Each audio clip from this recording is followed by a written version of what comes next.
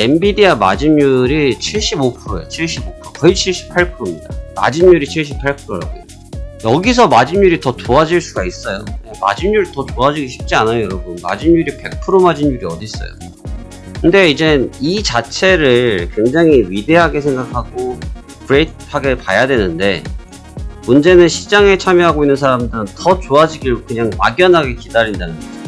지금 나와 있는 마진율도 워낙 큽니다. 근데 지금 시장이 빠진 이유는 그렇게 큰 기대감을 갖고 있는 상태에서 나온 백데이터가 눈에 띌 만큼의 백데이터가 아니었다는 거예요.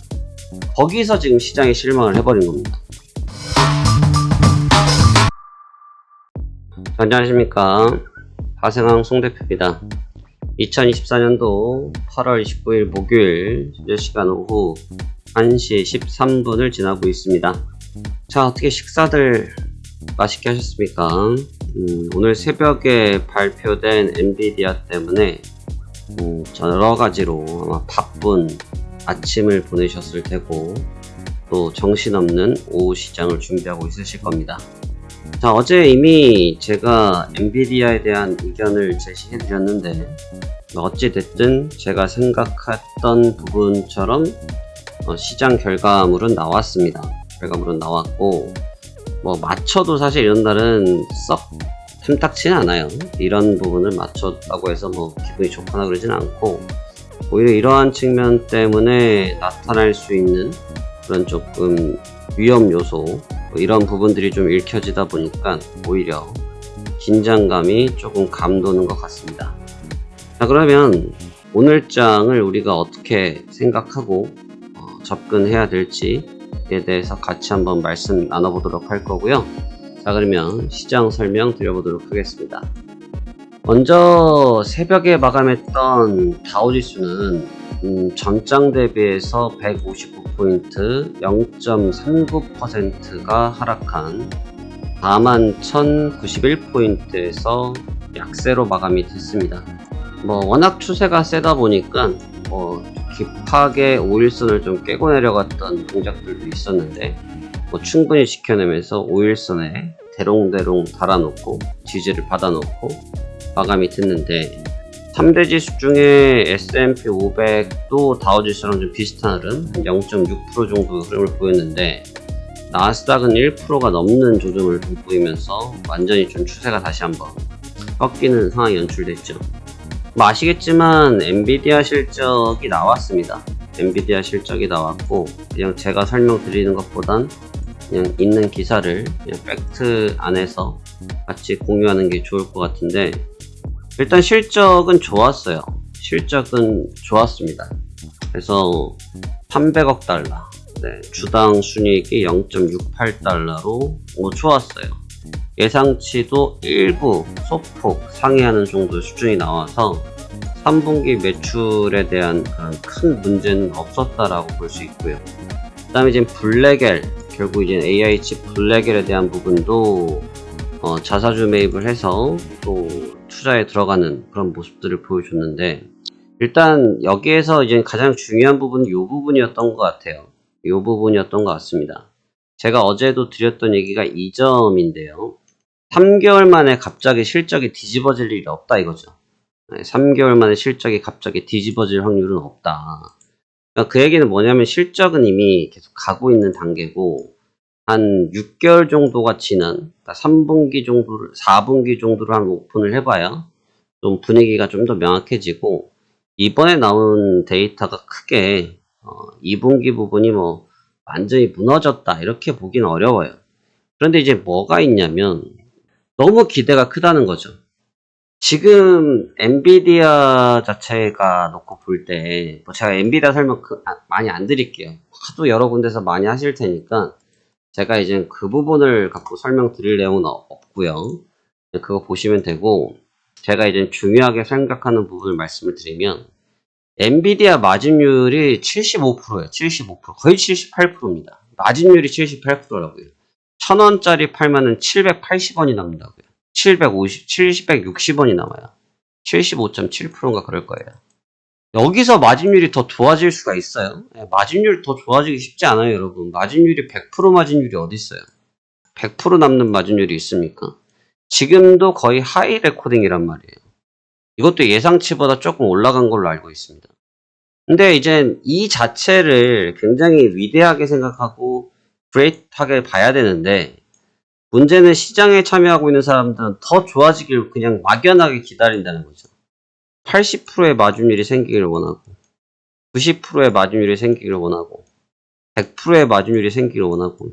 근데 이게 불가한 수치잖아요. 지금 나와 있는 수치도 사실상 불가한 수치라고들 많이 얘기하는 수치를 찍어내고 있으니까 이러한 신기루 같은 주가 영상을 만들어줬는데, 지금 나와 있는 마진율도 워낙 큽니다. 근데 지금 시장이 빠진 이유는 그렇게 큰 기대감을 갖고 있는 상태에서 나온 백데이터가 눈에 띌 만큼의 백데이터가 아니었다는 거예요.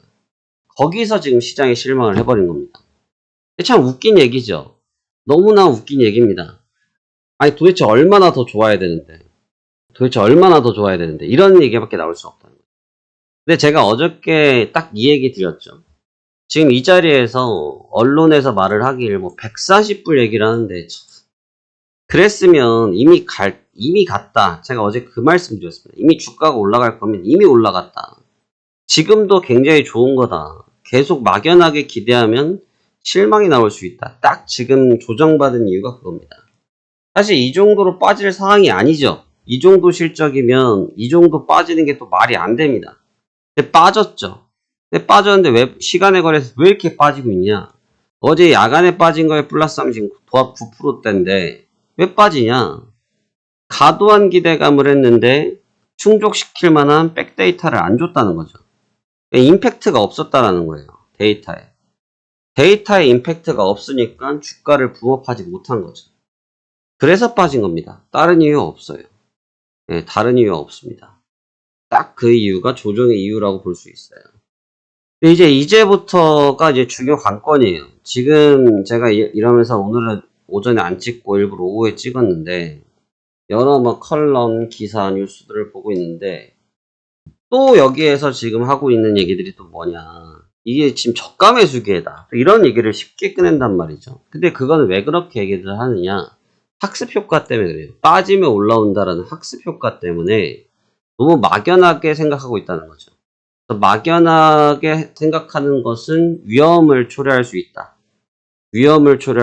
그래서 그러한 위험감에 굳이 노출되어질 필요는 없다라고 저는 생각하고 있습니다.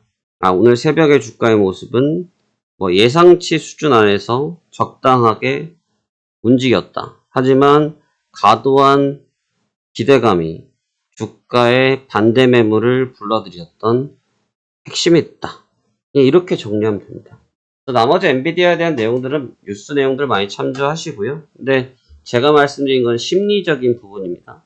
제가 지금 드리고 있는 이런 심리적인 관점도 잘 기억하실 필요가 있겠죠. 왜냐하면 결국은 지금 증시가 움직였던 내용 측면이 다른 어떠한 부분보다도 심리적인 측면이 많이 반영됐잖아요. 심리적인 요소가 많이 반영돼서 움직였잖아요. 실적이 나쁘게 나와서 주가가 빠졌습니까? 지금 다들 어리둥절하단 말이죠. 아니 왜 주가가 빠지지? 심리적으로 기대했던 데이터를 아예 감안을 안 했던 거죠. 그렇기 때문에 지금의 조정 부분은 눈에 띄게 큰 충격까지는 아니다. 오히려 기대하면서 올랐던 주가를 차익 실현으로 바꾸는 그런 과정에 있구나. 이 정도로 생각하면 될 거라고 저는 보고 있습니다.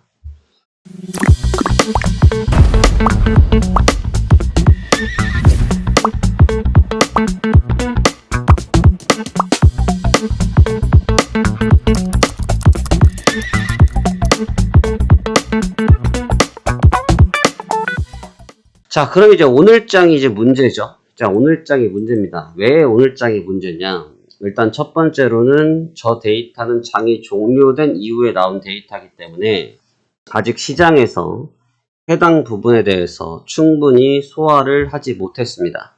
자, 아마 오늘 개장을 하게 되면 저 부분에 대한 해석과 또 재해석을 통해서 테스트 과정이 연출될 것으로 보여지고요. 두 번째로는 저 부분에서 끝난 게 아니라 지금 SMCI 같은 경우는 지금 리포트를 내지 않아가지고 시세가 많이 빠지고 있는 상태. 다시 말씀드리면 빅테크 쪽의 분위기가 약간 이런 형상으로 인해서 기조적인 흐름을 찾을 가능성도 있어요. 그 얘기는 곧 매물화의 가능성을 무시하면 안 될 거라고 전 보고 있다는 거죠. 그러니까 지금 같은 경우는 조정을 어제도 약간 시장이 약세에서 마감되면서 새벽에 실적이 나오고 주가가 지금 빠진 상태에서 빠르게 반등을 해주고 있긴 하지만 이러한 반등들에 좀 조심해야 될 필요가 있다. 이러한 반등들을 그냥 순수하게 보기에는 좀 무리가 있다 이거죠. 왜? 어찌됐든 시장의 근간이 되고 있는 현물 쪽이 흔들렸잖아요. 그러니까 제가 계속 누누이 말씀드렸던 부분 뭐예요? 어제 영상을 못 보셨으면 어제 영상을 꼭 보세요. 어제 영상을 보면 이 얘기를 해드렸는데 지금 빅테크들이 다 머리가 어떻냐. 우상향에 있다가 우하향 쪽으로 머리를 꺾고 있다. 이 얘기는 뭐냐. 단순하게 기업의 실적이 나쁘고 좋고의 문제가 아니다. 무슨 문제가 있다. 현금이 빠져나가고 있다. 현금의 차익실이 나타나고 있다라는 부분이었잖아요. 지금 그 측면이 지금 제가 볼 땐 주요하게 나타나고 있어요. 그래서 그동안 있었던 빅테크 쪽에서의 그런 가감했던 움직임들, 가감했던 무브먼트들이 좀 멈추면서 다음 스텝을 대비하고 있기 때문에 공격적인 트레이딩으로 대응하기에는 너무 무리수가 많다라고 저는 분석하고 있습니다. 자, 그래서 오늘장의 기본적으로 봐야 될 전략은 제가 생각할 때는 일단 매도 전략이 우위할 것 같은데 결국 이제 가격보다는 시간적인 문제인 것 같아요. 언제 치고 들어갈 것인지가 문제일 것 같고 지금 국내장 같은 경우도 참 이제 제가 이제 국내장을 설명을 드릴 때마다 참 속이 쓰립니다. 속이 쓰려요. 왜 쓰리냐? 진짜 우리나라장이 문제가 있다고. 지금 아침부터 개파락으로 빠졌습니다. 개파락으로 빠진 이후에 회복을 하긴 했습니다만 지금 뭐 삼성전자가 3%대 그 다음에 하이닉스가 6%대 5.91이니까 그러니까 지금 어떻게 보면 엔비디아의 영향을 고스란히 받고 있거든요.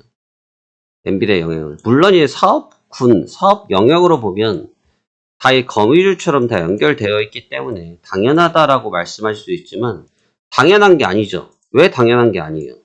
엔비디아는 오른 게 있잖아요. 응? 엔비디아는 오른 게 있잖아요. 삼성전자 오르긴 뭘 오릅니까? 그쵸?